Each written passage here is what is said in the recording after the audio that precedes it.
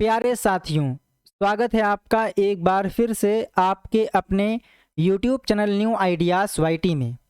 Basically आज की इस वीडियो में हम लोग सितंबर 2021 में जो M2R5 यानी कि वेब डिज़ाइनिंग एंड पब्लिशिंग का क्वेश्चन पेपर आया था उसका सल्यूशन आपके साथ में शेयर करने वाले हैं। हालांकि मैंने आप लोगों को इसकी आंसर की उसी टाइम प्रोवाइड कर दी थी, बट आज हम लोग यहाँ पर व्याख्या के साथ क्वेश्चंस को सॉल्व करने का प्रयास करेंगे। So let's start. तो इस क्वेश्चन पेपर का सबसे पहला क्वेश्चन आपकी स्क्रीन पे ये रहा। थोड़ा मैं इसको जूम आउट कर लेता हूँ ताकि आप लोगों को हिंदी और इंग्लिश दोनों ही वर्जन साथ में दिखाई दें। तो सबसे पहला क्वेश्चन बोला गया है markup tags tell the web browser. Markup tag web browser को क्या बताते हैं? तो जाहिर सी बात है जो टैग्स हैं वो ब्राउज़र को बताते हैं कि आपको कंटेंट किस प्रकार से डिस्प्ले करना है, उस पेज में जो कंटेंट है उसे कैसे डिस्प्ले करना है। तो इसमें आप टिक करेंगे option number B, how to display the page. और ये क्वेश्चन में मैंने जो आप लोगों को गेस्ट पेपर की PDF प्रोवाइड की थी उसमें ये सेम क्वेश्चन सेम ऑप्शन के साथ में अवेलेबल था। तो 1.1 में आप टिक करेंगे option number B. Next 1.2 text box control सही से हो नहीं पा रहा, हाँ ठीक है। टेक्स्ट बॉक्स कंट्रोल की विशेषता अधिकतम वर्ण को सीमित करने की अनुमति देती है। वो कौन सा एट्रीब्यूट है जो कि हम लोग टेक्स्ट बॉक्स में कितने कैरेक्टर लिखे जा सकते हैं उसकी लिमिट को डिफाइन करने के लिए करते हैं? तो सिंपल सी बात है, and that is max length, जो कि एक एट्रीब्यूट है जिसकी हेल्प से हम लोग ये डिफाइन करते हैं कि जो टेक्स्ट बॉक्स हमने क्रिएट किया है उसमें यूज़र अधिकतम कितने कैरेक्टर इंसर्ट कर सकता है। तो 1.2 में आप टिक करेंगे ऑप्शन नंबर सी। 1.3 वेब पृष्ठ टैग के साथ आरंभ होते हैं और जो एक क्वेश्चन है ये कम से कम 4 से 5 बार रिपीट हो चुका है। इतना ज़्यादा फेवरेट क्वेश्चन है ये निलिट का। तो ध्यान दीजिएगा, जो वेब पेजेस होते हैं वो HTML टैग से स्टार्ट होते हैं। इसी का एक छोटा भाई है जो कि 2 से 3 बार रिपीट हो चुका है कि वेब पेज या वेब डॉक्यूमेंट किस टैग से एंड होते हैं। तो आपको आंसर टिक करना रहेगा कि भैया वो होता है HTML closing tag. 1 minute, okay. तो जब भी बात आएगी स्टार्टिंग की तो स्टार्टिंग होता है इससे और क्लोजिंग होती है इससे। तो आप इन दोनों पॉइंट्स को कॉपी में नोट कर लीजिएगा। नेक्स्ट 1.4 वह विशेषता जो वर्तमान दस्तावेज और HREFED URL के बीच संबंध परिभाषित करती है।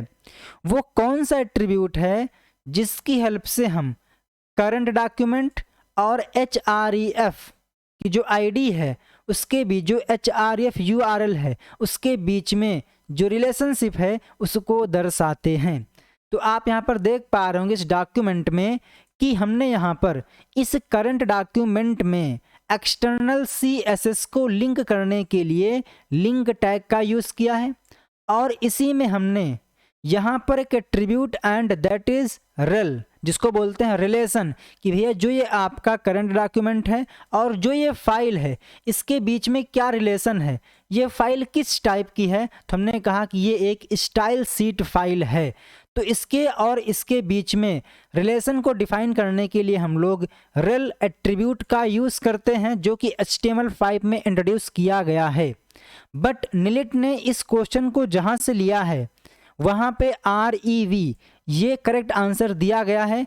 जो REV है इसको HTML5 से रिमूव कर दिया गया है, बट चूंकि जहाँ से क्वेश्चन लिया गया है वहाँ पे REV है तो हम लोग यहाँ पर 1.4 में ऑप्शन नंबर सी को प्रेफरेंस देंगे, ना कि REL को। तो इसमें आप टिक करेंगे option number C. Next 1.5 correct HTML tag to correct HTML to left align the content inside a table cell। जो टेबल सेल होती है अगर आप उस सेल के अंदर जो कंटेंट है उसका अलाइन लेफ्ट सेट करना चाहते हैं तो उसके लिए आप क्या कोड लिखेंगे? तो सिंपल सी बात है, उसके लिए आप यूज़ करेंगे अलाइन एट्रीब्यूट का। तो इसमें आप टिक करेंगे ऑप्शन नंबर सी। तो टी क्या है, टी की हेल्प से आप टेबल का जो सेल है वो क्रिएट करेंगे, देन अलाइन इक्वल लेफ्ट। तो इससे क्या होगा, जो कंटेंट है वो सेल के लेफ्ट में अपीयर होगा। तो 1.5 में आप टिक करेंगे option number C. Next 1.6 meta tags में होता है। जो मेटा टैग है वो हम लोग कहाँ पर लिखते हैं या वो कहाँ दिखाई देते हैं? तो सिंपल सी बात है, जो भी मेटा इन्फॉर्मेशन होती है, लाइक मेटा टैग हो गया, या हम बोल सकते हैं टाइटल टैग हो गया, लिंक टैग हो गया, ये सभी आप हेड सेक्शन में लिखते हैं। तो 1.6 में आप टिक करेंगे option number A, head tag. Next 1.7 HTML का पूर्ण रूप है। ये क्या पूछ लिया भैया, तो HTML का full form hyper text markup language होता है। तो इसका जब भी आप फुल फॉर्म टिक करें तो ध्यान पूर्वक पढ़ें कि इसमें क्या लिखा गया है। तो इसमें आप टिक करेंगे option number B, hypertext markup language. Next 1.8 input है। जो इनपुट टैग है वो क्या है, एक फॉर्मेट टैग है, इम्पटी टैग है, या फिर फॉर्मेट टैग और इम्पटी टैग दोनों हैं, या फिर इनमें से कोई नहीं है। तो ध्यान दीजिएगा, जो इनपुट टैग है ये एक सेल्फ क्लोजिंग टैग या आप बोल सकते हैं इम्पटी टैग है। तो 1.8 में आप टिक करेंगे option number B, empty tag.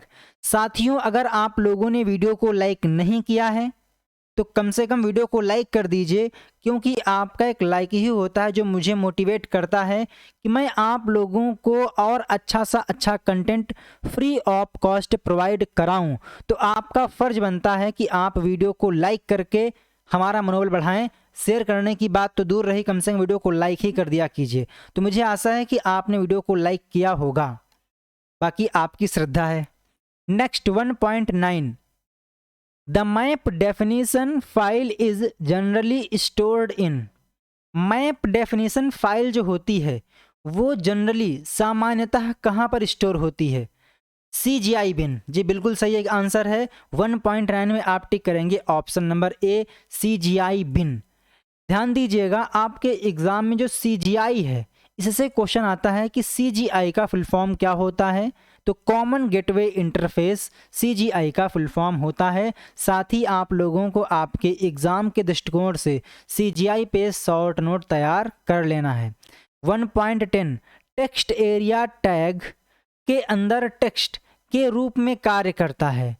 तो जो ये टेक्स्ट एरिया टैग है इसमें जो भी आप कंटेंट लिखते हैं वो प्री फॉर्मेटेड टेक्स्ट की तरह काम करता है। और मैंने आप लोगों को ये सारे ही टैग जो भी आपके सिलेबस में हैं वो एक वीडियो में प्रोवाइड कर दिए हैं, यानी कि HTML इन वन वीडियो जो कि 3 घंटे की है। तो आप उसको देख लेंगे तो जो आपका सिलेबस है HTML वाला वो उस सिर्फ और सिर्फ एक वीडियो से कवर हो जाएगा। साथ ही मैंने आप लोगों को CSS की भी एक वीडियो प्रोवाइड कर दी है जिसमें हमने कंप्लीट CSS जो आपके सिलेबस में है उसको डिस्कस की है। मैंने इन दोनों ही वीडियोस का लिंक आप लोगों को इस वीडियो के डिस्क्रिप्शन में दे दिया है, जहां से आप लोग complete video free of cost देख सकते हो।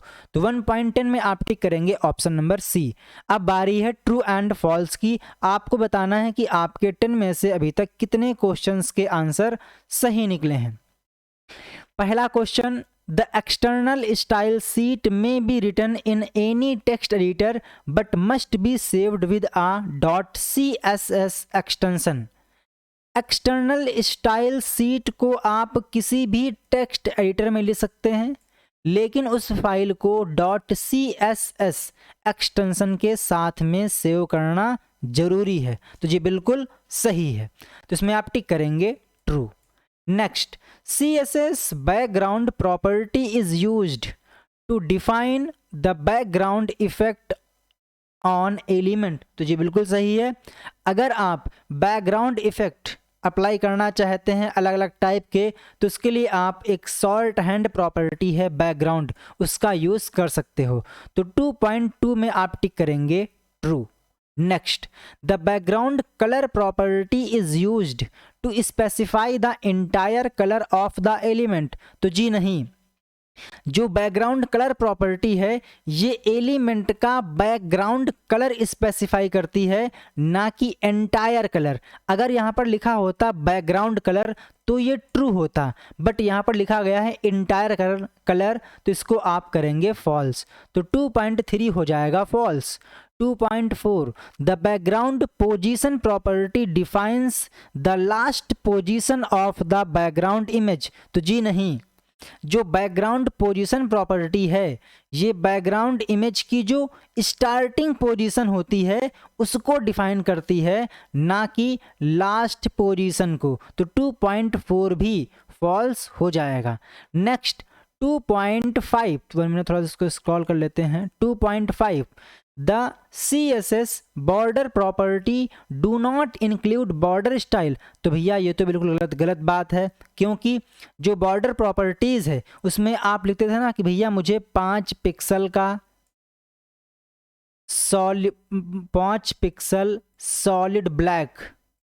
इसका मतलब क्या था कि भैया मुझे 5 पिक्सल का बॉर्डर चाहिए और जो बॉर्डर रहेगा वो रहेगा सॉलिड और उसका कलर रहेगा ब्लैक। तो जो ये सॉलिड है इसको आप बोलते हैं क्या, बॉर्डर की स्टाइल। तो जो ये बॉर्डर स्टाइल है ये भी बॉर्डर प्रॉपर्टीज में इंक्लूड रहती है, जबकि यहाँ पर बोला गया है डू नॉट। तो इसको आप क्या करेंगे, इसको आप कर दीजिए मोहब्बत से फॉल्स। तो 2.5 हो जाएगा false. Next the border style property is used to specify the border type which you want to display on the web page। तो जी बिल्कुल सही है, बॉर्डर स्टाइल की हेल्प से आप जो कंटेंट है उसका बॉर्डर टाइप डिफाइन कर सकते हो। तो ये हो जाएगा true. Next 2.7 CSS display is the property of CSS which control the layout of the element। तो जी बिल्कुल सही है, डिस्प्ले प्रॉपर्टी की हेल्प से भी आप जो एलिमेंट है उसका लेआउट कंट्रोल कर सकते हो कि भैया मुझे उसको कैसे दिखाना है कि हाइड करना है, कि इनलाइन दिखाना है, कि ब्लॉक में दिखाना है। तो आप इस टाइप से इसको कंट्रोल कर सकते हो। तो 2.7 भी हो जाएगा true. 2.8 the none value totally removes the element from the page. तो भैया जी ये तो बिल्कुल सफ़ेद झूठ है। क्यों? क्योंकि जो डिस्प्ले प्रॉपर्टी है उसमें जब हम लोग नन वैल्यू का यूज़ करते हैं तो उस केस में पर्टिकुलर वो एलिमेंट हाइड हो जाता है, ना कि कंप्लीटली टोटली रिमूव हो जाता है। तो यहाँ पर डिस्प्ले की जो प्रॉपर्टी नन है उसके बारे में गलत कहा गया है, तो इसको आप करेंगे false. 2.9 list item makes the element behave like a LI element. तो जी बिल्कुल सही है। अगर आप लोगों ने HTML पढ़ी होगी तो उसमें एक टॉपिक है लिस्ट, तो इसमें आप आइटम को डिफाइन करने के लिए LI टैग का यूज़ करते हो। उसी प्रकार से जब हम लोग CSS के साथ में काम करते हैं तो हम लोग यहाँ पर लिस्ट आइटम का यूज़ करते हैं। तो ये हो जाएगा true. 2.10 the CSS float property is not a positioning property. तो ये भी गलत है। क्यों? क्योंकि फ्लोट प्रॉपर्टी की हेल्प से भी हम लोग एलिमेंट का जो पोजीशन है उसको सेट कर सकते हैं। तो ये हो जाएगा क्या, फॉल्स। तो 2.10 भी हो जाएगा फॉल्स। अब बारी हम लोगों की मैचिंग के बारे में। तो हम लोग यहाँ पर जो इंग्लिश का वर्जन है उसको लेना प्रेफर करेंगे, क्योंकि हिंदी काफ़ी ज़्यादा टफ होती है, कभी कभी क्वेश्चन आते हुए भी गलत हो जाता है। तो सबसे पहला यहाँ पर दिया गया है HTTP।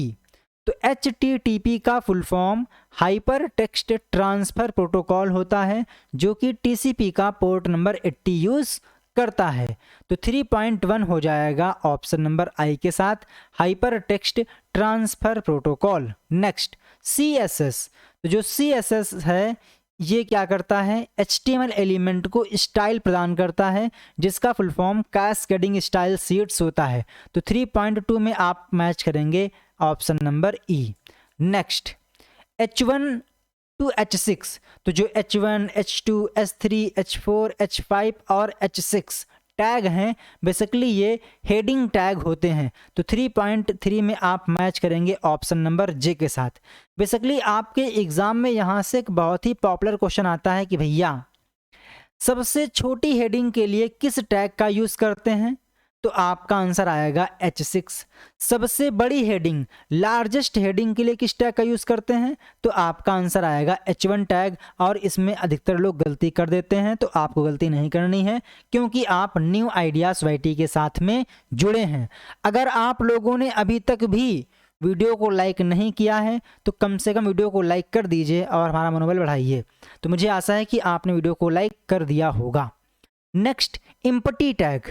तो जो XML है, जिसका full form extensible markup language है और इसका फुल फॉर्म भी आपके एग्जाम में 2 से 3 बार आ चुका है। तो जो XML है इसमें हम लोग एम्पटी टैग का यूज़ कर सकते हैं।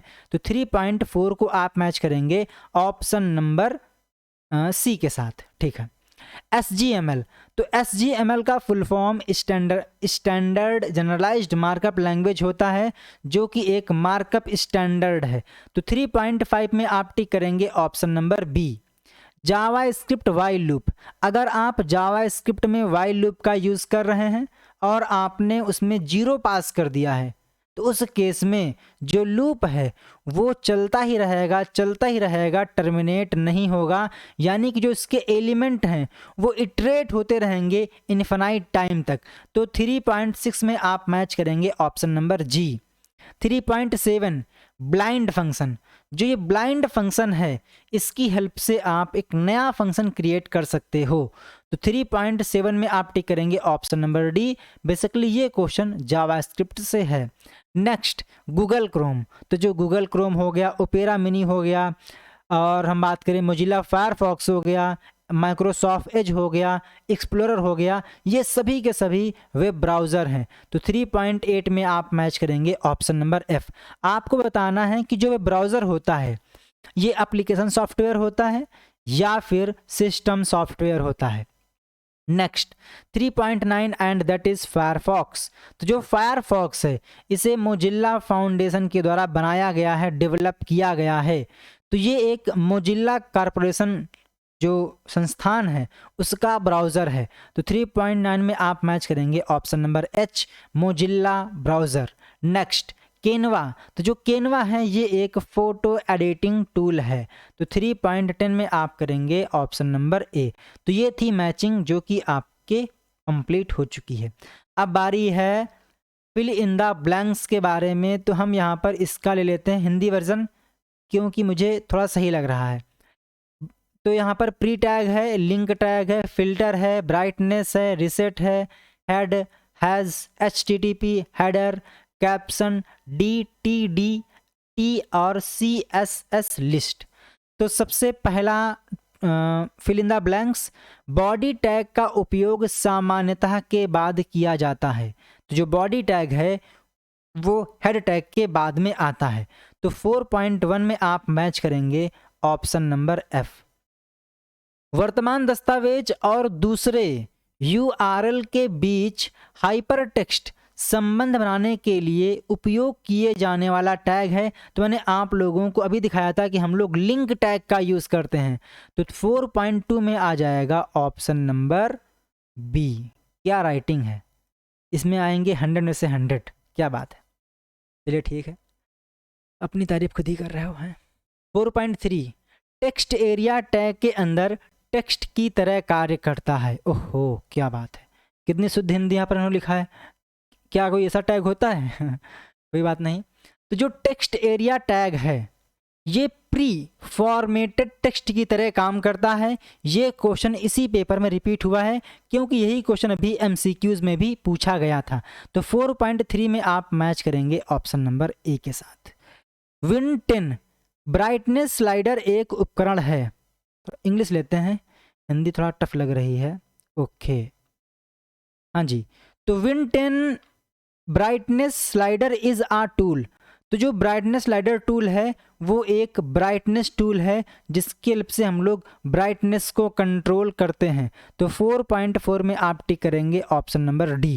The tag which allow you to rest other HTML tags within the description is. वह टैग जो अदर HTML टैग को नेस्टेड करने में करने के लिए अनुमति देता है वो कौन सा टैग है, तो वो है कैप्शन टैग, जिसका हम लोग अधिकतर यूज़ टेबल टैग के साथ में करते हैं। तो 4.5 में आ जाएगा J. Symbol used at the beginning of the href text. Basically आप लोगों को href का फुल फॉर्म बताना है, तो जो है सिंबल है वो हम लोग href के साथ में यूज़ करते हैं। तो 4.6 में आ जाएगा जी।